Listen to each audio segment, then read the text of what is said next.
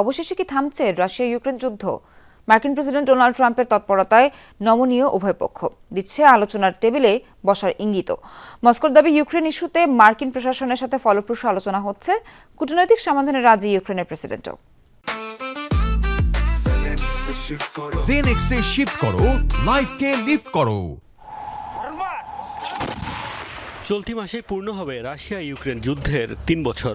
দীর্ঘ সময়ের এই যুদ্ধ বন্ধে কূটনৈতিক তৎপরতা তেমন দেখা যায়নি। তবে ডোনাল্ড ট্রাম্প যুক্তরাষ্ট্রের প্রেসিডেন্ট হওয়ার পর বদলে গেছে দৃশ্যপট। নতুন মার্কিন প্রশাসন দায়িত্ব নেওয়ার পর জোরালো হয়েছে যুদ্ধ বন্ধের সম্ভাবনা। নির্বাচনী প্রচারণায় তো বটেই, আগেও বিভিন্ন সময় ডোনাল্ড ট্রাম্প দাবি করেছিলেন ক্ষমতায় যাওয়ার ২৪ ঘন্টার মধ্যে বন্ধ করবেন রাশিয়া ইউক্রেন যুদ্ধ।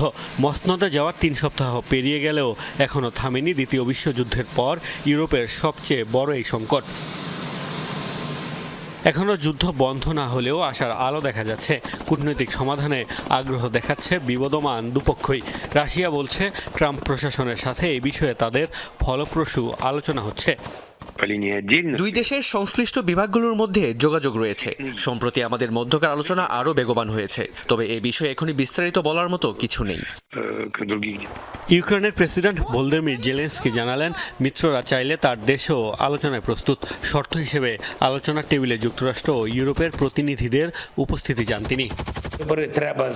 মিত্ররা যদি মনে করে যে আমাদের কূটনৈতিক আলোচনায় যেতে হবে, তাহলে আমরাও আলোচনার জন্য প্রস্তুত। তবে আলোচনার টেবিলে অবশ্যই রাশিয়া ইউক্রেনের পাশাপাশি যুক্তরাষ্ট্র ও ইউরোপের উপস্থিতি থাকতে হবে। যদি প্রাণহানি বন্ধ ও ইউক্রেনের শাস্তি নিশ্চিতে এটাই একমাত্র পথ হয়, তবে আমি বৈঠকের জন্য প্রস্তুত। সম্প্রতি রাশিয়ার সাথে বড় ধরনের চুক্তির ইঙ্গিত দিয়েছেন ডোনাল্ড ট্রাম্পও, যদিও কি সেই চুক্তি সেটি স্পষ্ট করেননি। তবে জানান শীঘ্রই পুতিনের সাথে কথা বলতে যাচ্ছেন তিনি। মোস্তফা মাহমুদ, যমুনা নিউজ।